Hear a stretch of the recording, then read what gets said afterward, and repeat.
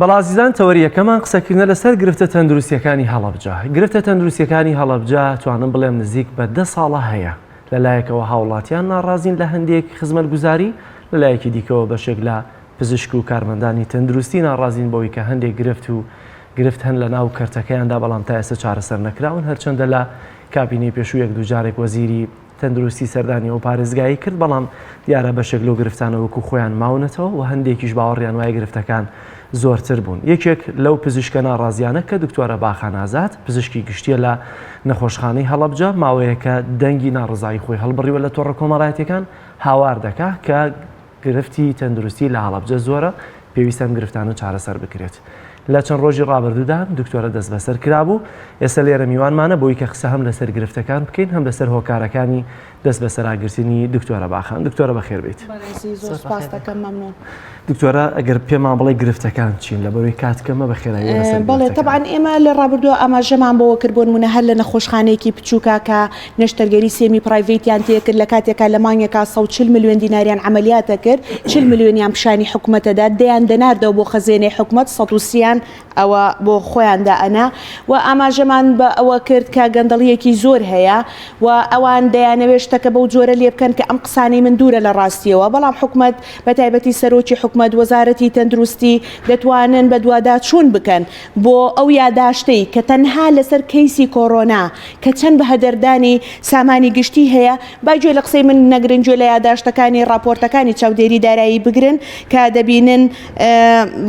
لە کاتی کڕینی قەڕەوێڵەیە کاکە بای $60 بۆ 330,000 دینار نووسراوە لە سەرشانی هەڵەبجەیەکان و هەروەها دەبینین لە کاتی کڕینی سنتریفیوجێکی 12 باگی ئەڵمانیا بای 13 وەرەقەیە لە ناو بازاردا 55 ملیۆن دیناریان نووسیوە لەسەر حسابی حکوومەت و خەڵکی هەڵەبجە و لە کاتی کڕینی جیهازێکی کوڵ سنتریفیوج هەستاون کە سعرەکەی لە هەولێر بای 9 وەرەقەیە لە سلێمانی من سەوام کرد بە 10 وەرەقە بوو، 8 ملیۆن دیناریان نووسیوە. کاتێک کە فیلتەر تیپێکیان شتێکی مختبەریان ویستە بێت بای 5,000 دینار بووە، 100,000 دینار نووسراوە، بای 15,000 بۆ 200,000 دینار نووسراوە، بای 40,000 بۆ 800,000 دیناریان نووسیوە. ئەمانە هەمووی بە بەڵگا لە لای چاودێری دارایی هەیە، دەتوانن بۆ بەدووادا چوون بکەن لەسەر ئەو دزیانە کە چۆنچۆنی کردویانە. بەڵام دکتۆرە بگورێتەوە هەموو بەڵگانە ئەخەیتە ڕوو، بۆچی هیچ بەرپرسێک هیچ لایەنێکی حیزبی لەو دەبەرە نایەتەوە؟ بەڕاستی ئێمە ساڵێک و 9 مانگ هەموو بەرپرسەکانی یەکێتی بە مەکتەبی ڕێخستنەوە بە زۆربەی سەرکردایەتی یەکێتیەوە ئاگادارمان کردوتەوانێ، هیچ موقیفێکیان نەبووە کە ئەندام پەرلەمانەکانی خۆیانمان ئاگادار کردوتەوە. دواتر هاوارمان کردووە بۆ هەموو لایەنە سیاسیەکان بە یەکێتی، بە گۆڕانت، بە پارتیت، بە یەکگرتووت، بەنەوەی نوێت، داوامان کردووە هەر کەسێک بێتە ناو ئەم مەوزوعەوە وەکو کارێکی ئینسانی کە مافی نەخۆشە، مافی ئەو خەڵکی هەڵەبجەیە کە کیمیاباران کراوە ئێستا عیلاجی بەسەرچوویە درێتێ و کەسانێک دێن دیفاعیان لێکن کە عەلە ئەساس قسەکانی من ڕاست نییە و دوورە لە ڕاستیەوە لەبەرەوەی ئەوانە خۆیان بە نایاسایی دوودانە جار لە حکومیە چوونەتەوە زانکۆ. دواتر لە کاتێکا ئێواران لە محازەڕەیە مدیری بانقی ئێوارانیشە باشە خەڵکی هەڵەبجە شەقامی هەڵەبجە بۆ بێدەنگن لەمە هەستەکەم ئەوەی بەسەر من هاتووە بۆ نمونە من بەو شێوە بەدڕەوشتانەیە لەلایەن ئێمە دەبواە شانازی بکەین کاتێ دایکی من 3 شەیدیاوە، ئەوە دایکی من برازای جەلال تاڵەبانیە، ئەمە بەرامبەری بکرێ بێن ماڵی بپشکن و مۆبایلی بەرن و سوکایەتی بەکچی بکەن و لە ناو فلکەیەکە بابە من دکتۆرێکم نە پیاوم کوشتووە، نە ئیختیطافی خەڵکم کردووە، نە ئیرهابیم، نە تیرۆریستم، نە تەزویراتم کردووە، تۆ بە چه حەقێ دکتۆرەیەک بەو شێوە ناشرینە لە ناو فلکەیەکە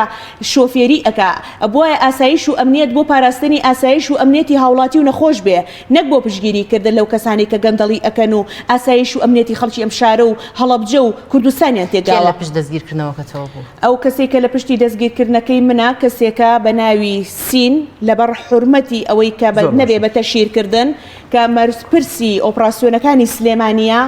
بە عیلاقاتی شخصی کەیسێکی دوی مۆبایلیان دروست کردووە و منیان بردوتە نێو ئاسایشەوە و فەیسبوک و ئینستاگرام و دار و بەردی منیان لای ئەیانەوێ کەیسەکە بکەن بە کەیسێکی سیاسی بۆ حاجی هەڵکەوتی تیاوتن بابە من حاجی هەڵکەوت خۆ هەر حاجی هەڵکەوتی تیانە بەسەر چنارخان وتراوە، بە کاک ئەبوبەکر هەڵەدنی وتراوە، بە دکتۆر غالب وتراوە، بە کاک سۆران عومەر وتراوە، بۆ حەسیبە گەردی وتراوە، چێ خۆی بە باش و بە دڵسۆز دەزانێت دکتۆرە شایان یەکەم کەس بۆ پێی وتراوە لەسەر پشکی گۆڕان. کاروان گەزنەی و هاوڕێ مەلاستاری یەکێتی ئاگادار بوون ئەی کێیەک با قسە بکە داوا ئەەکەم لیژنەکانی پەرلەمان بە زووترین کاتبێن بۆ ئەم کەیسە نەکەین بە کەیسی سیاسی چونکە دەنگی من بۆ هەموو لایەنە سیاسیەکانە دەنگی من دەنگی نەخۆشە دەنگی حیزبی نییە یعنی نامەوێت وەکو دکتۆر بەختیار بتانەوێت شارەکەمان پێچۆڵ بکەن ڕابکەین لە دەستان بۆی بڵێن ئەمە حیزبێکی سیاسی لە پشت بوو من حیزبی مەگەر زەڵاتەم لە پشت بێت یعنی ئەوەی من موشەکەلە وایە هەموو حیزبەکانی تیا و هانام بۆ بردوون ئەگینە ئەوەی من بە هیچ شێوەیە هیچ حیزبێکی سیاسی لە پشت نییە کەیسێکی ئینسانی مرۆڤایەتیە و داوا ئەەکەم بە زووترین کات لیژنەی تەندروستی وەزیری تەندروستی بێتە جواب چووکە ئەمانە دەیانێت دیزە بە دەرخۆنێ مەوزوعە بکەن بە لیژنە نابێ بە قەراری سەریع ئەبێ و سەرۆکی حکومەتیش لیژنێکی ئەمنی بنێرێ چۆن بەم شێوەیە مامەڵە لەگەڵ هاوڵاتیە ئەکرێ زۆر باشە دکتۆرە باست لە کڕینی پێداویستیە پزیشکیەکان کرد بە نرخێکی باڵاوە هەموو ئەم بەڵگەنامانە لە راپۆرتەکانی چاودێری داراییدا هەیە بەڵێ بۆچی چاودێری دارایی هیچ ئیجراتێک ناکە و بۆچی تۆ لە ڕێگەی یاساییەوە ئیش ناکەیت من لە ڕێگەی یاساییەوانێ لە مانگی نوێی 2020وانێ دەستەی دەستپاکیم لێ ئاگادار کردوونەتەوە داواکاری گشتیم لە هەڵەبجە ئاگادار کردوتەوانێ یعنی حتا داواکاری گشتی هەڵەبجە خۆی هاتووە دەرمانەکەی گرتووە ئەوڵێ نەشتیوان نییە دکتۆرە باخان خۆی ئاخر سێپی کاپ دەرمان دکتۆرێک چۆن نتوانێ بۆ نمونەیانێ تۆمەتی ئەوەش بۆ دروستکەن تۆ دەرمانەکە و داناو بۆیان ئەم دەرمانە لە ناو مەخزە ناگیرا مەخزەنی نەخۆشخانەی فریاکەوتن و کارمەندەکانی تەواوی خۆیان شاهیدن بەڵێ ئەدرا بە خەڵک و ئەیانوت بڕۆن کلیلەکەیان دا ئەیا پێیان شەوانە بڕۆن لەم شوێنە دەرمانی 2023 تیا بووە بە چ شەرەف و کەرامەت و ئەخلاقێکەوە پزیشکێک ئەگەر پزیشک بێ و مافی ئینسانی لابێ سوێندی یاسایی خواردووە کە دەبێت بە وەفا بێ بەرامبەر بەهمێنینەکەی و نەخۆش عیلاجی 2023 با بە خەڵک زۆر باشە دکتۆرە باخان دەزانین چۆنە ئەمە پرسیارێکی ڕەنگە زۆر لە کۆمەڵگەی خۆمانە پێی بوتری عەشایرانە دەکرێت ئەم هەموو پزیشکە لە هەڵەبجە هەن هەمویان بێدەنگ بن ئەم هەموو خەڵکەی هەڵەبجە کە دەزانم گرفتی تەندروستی هەیە بەڵام هیچ کامیان ئێستەوەکو دکتۆرە باخان دەنگی بەرز نەکردوێتەوە تا ئەو حەددە بێدەنگ نابێ کە دەستگیریش دەکرێت بۆچی تەنهاتوە بۆ ئەوان نایەن پشتیوانێت بۆ دکتۆرەکانی تر نایەن زۆربەی پزیشکەکان مستەفیدن لەوێ بۆ نمونە پزیشک هەیە لە سلێمانی لە خەستەخانەی ڕۆیاڵە مانگی 3 ملیۆن 3 ملیۆن و 750,000 وەرەگرێ ببوورە یەک دقن نەناوی ئەمەوێ شەخص بێنی ناناوی شەخص نایە دڵنیابە لە نەخۆشخانەیەکەیە لێرە دەوامەکە لە جەدوەلی خەفارەتا دانراوە باشە ئەم پزیشکە لە دوو نەخۆشخانە ئەبێ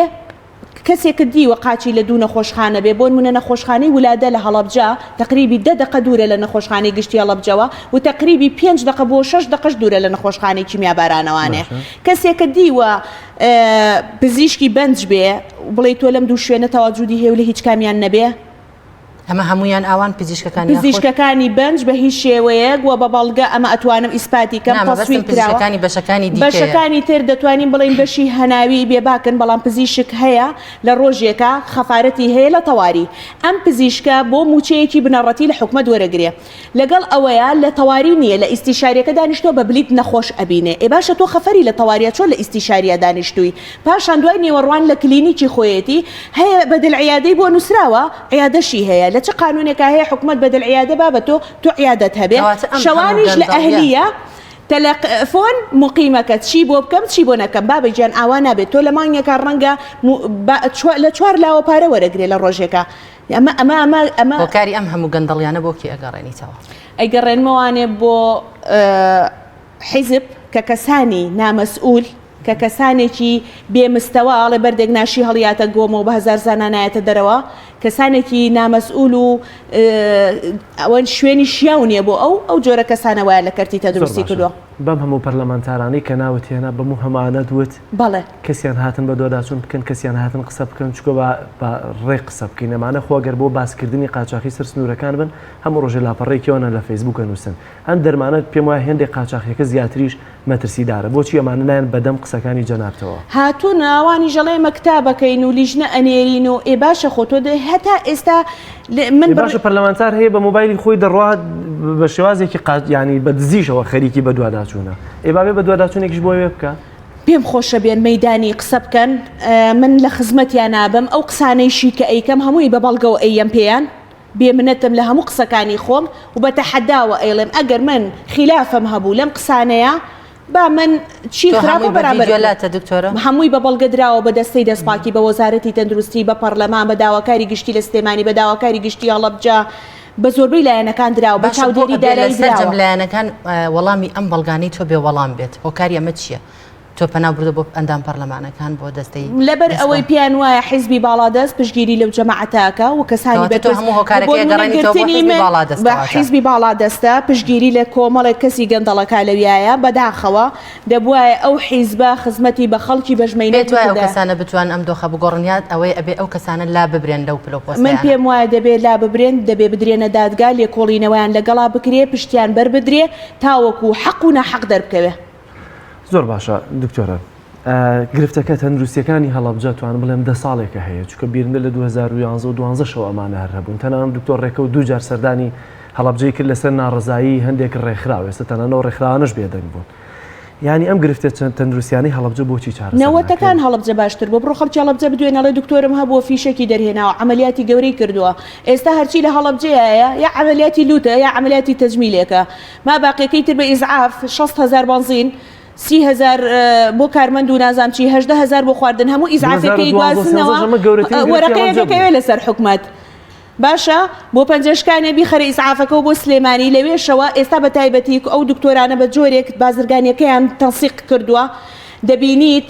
دەستت ئەشکێ تەواریت حاڵەتێکە بۆت ناکە ئەدبات لە ئەهلیەکە ئاڵێ 2 ملیۆن حەقی پلاتینەکەتە و ئەوە نەش حەقی خۆمە و 3-4 ملیۆنێک لەسەر نەخۆشەکەوێ و بەڕاستی پێم وابێ دەبێت حکومەت ئەوانە جیا بکاتەوە کە لە کەرتی ئەهلی و کەرتی حکومیایە ئەوەی لە حکومی شەکە دەبێت ئیشی خۆی بکە ئەوەی لە ئەهلیژی شەکە دەبێت نیوەی داهات و باجەکەی لێ بسەنێتەوە بیاتەوە بە دەرمان لە حکومیە بۆ نەخۆش لای ئێمە فێرین لە سنووری سەوز ڕەخنە بگرە دەڵێن زۆنی زەرد لە پشتە زۆنی زەر ڕەخنە بگرە دەڵێ زۆنی سەوز لە پشتە ئێستا تۆ بێبەش نیت لەم تۆمەتانە بابا منیش ئەیانەوێ شتەکەم بەم جۆرە لێ بکەن ئەو بۆ حاجی هەڵکەوت قسەی کرد باشە حاجی هەڵکەوت کابرایەکە لە منتیقی عەشایر ئێخۆ هەر ئامۆزاکانی ئەو لە ناو حیزبی دەسەڵاتی یەکێتیان کاکە خۆ ئیترەمە بیر و باوەڕە کێ پیاوێکە بە مەردایەتی خۆی من هەر لە ڕێگەی عیلاقاتەوە وتومە حاجی گیان شتێکی لەو بابەتەیە تۆ دیتە دەنگ جواب چونکە من هەستەکەم گۆڕان دکتۆرە شایان دەنجی ناڕوا بەتەنیا لە پەرلەمانە سەرچنار خان دەنجی ناڕوا و توێتی من وەکو کەسێکی دەڤەرەکە قسە دەکەم و پشگیریشیان لێکەم ماڵی ئاوا بێ هەر کەسێک پشگیری لە حەق بکە صراط المستقیمە خەتی ڕێکەر کەسێ لەگە سەری بڕوا هەر ئەبێ بگاتە نەتیجە. تۆڕی پاراستنی تەندروستی هەڵەبجە چی ئەڵێت؟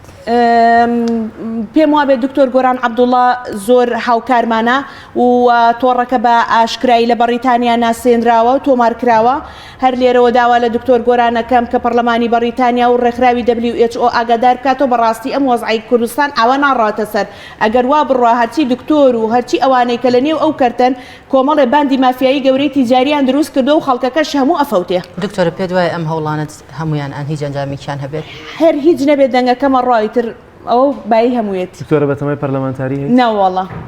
بۆچی ئەمە لە خۆتەکەی خۆگەر دابنیشتی تایە تۆش یارم کردووە بە زۆر وام لەیەکە نەقیزەمەیان یا ڕەنگە تەنسیقێکیش هەبێ شتێک خراپێتە بەردەمت نا ئەبەت شتیوانە ئەبەت شتیوانی دەتوانی دانیشیش نەبێ و کۆوان دەوامی خۆت کەیت و ناژێڵن دەوامەکەش بکەم لە خەستخانی چۆڵا دایان ناوە مەڵێ بێت تۆ بێی لە خستەخانی چۆڵان نەخۆش نەبینی دواتر فەرمانێکی بۆ دەرکردوم ئەڵێ لەم ژوورە نەقڵ بۆ ژوورە لە هیچ قانونێکی ئیداریان نییە کارمەندێک لە ژوورێک و نەقڵکەی بۆ شوێنێکی تر لەم ژوورە نەقڵ بۆم ژوورە یعنی بە ئارەزی خۆیان یاری بە کتاباتی دایراکەن شکر و تەقدیرە بۆ دەرەکەن ئەی دڕێنن نەقڵ دکتۆرە بۆ هیچ دکتۆرێکی تر نییە کە ئەوە پشتێ بگرێت تاکە دکتۆرێکی لەبەر ئەوەی ناتوانن گیرۆدەی دەستی ئەو ناتوانن چونکە ئەوانیش مەزڵومن مقیمەکان بەگیرفانی خۆی تەلەفۆنەکە بۆ ئیخساییە کە لەوانەیە لە مانگێکە 7 ملیۆن پێوێ لەسەر حکوومەت ماوەیەک زۆرترین گرفتی هەڵەبجە نەبوونی پزیشکی پسپۆر بوو چونکە پزیشکەکانی دەرەوە لە هەڵەبجە نەئەمانەوە تەنان بەشێک لە هەڵەبجەکانیش لە هەڵەبجە چۆن بمێنێتەوە شوێنی نیشتە جێبوونیان نادەنێ چۆن بمێنێتەوە چۆن ئەو خانوانەی کە تایبەتە بە شوێنی مانەوەی پزیشک هەمووی لەلایەن کۆمەڵێک کەس بە تەئیدی حیزبی کابرا 3 کۆگای دەرمانی هەیە 4 خانووی هەیە لە هەڵەبجەیە 3-4 سەیدەلی هەیە لە ناو خانوویی حکومیان دانیشتووە چۆڵی ناکەمەڵێ لە شوێنەکەی چاکە دوایی 100 دەفتەرەکە لەسەر جادەی عامە زۆر باشە ئەمڕۆ کۆنگری ڕۆژنەمەوانی تێتەوێ بڵێ چی ئەمەوێت لێرەوە پەیامی خۆم گەێنە بە سەرۆکی حکومەت وەزارەتی تەندروستی وەزارەتی عەدل بە دەستەی چاودێری دارایی بە دەستەی دەستپاچی بە داواکاری گشتی تکاتان لێکەم ئەمە کەسێکی ئینسانی و پەیوەندی بە ژیانی خەڵکەوە هەیە هەموو حیزبەکان دایک و خوشک و ژن و مناڵی هەموو لایەنە سیاسیەکان تکاتان لێکەم لەسەر ئەم مەوزوعە وەرنەدەنگ مافی نەخۆش لە یاسای پەرلەمانە هیری بۆ دابنێن سزای بۆ دابنێن تۆڵی مافی نەخۆش ئەگەر پێشێل کرا سزای بۆ دابنێ زۆر باشە چی بە خەڵکی هەڵەبجێڵێ بۆچی بەدەنگ نایەن تکاتان لێ یەکەم وەرنەدەنگ مامۆستایانی ئاینی لە هەڵەبجە هەموو لایەنە سیاسەکانی هەڵەبجە ئیتر سەرەی ئێوەیە ڕەنگە من 4 ڕۆژتر بمگرن دیزە بە دەرخۆنە هەر نەژێڵن ڕۆژی ڕووناک ببینینەوانێ تکاتان لێ یەکەم داوای مافی خۆتان بکەن و چاو نەترس بن چی ترسەڵیان لێ مەکەنەوە. زۆر باشە دکتۆرە لە بەرەوەی تۆش پەلەتە دەبێ بڕۆی دەهینا پێمان خۆش بوو زیاتر قسە و باس بکەین داویشتانەوە بڕێکە وەرگرم زۆر سواز دەکەم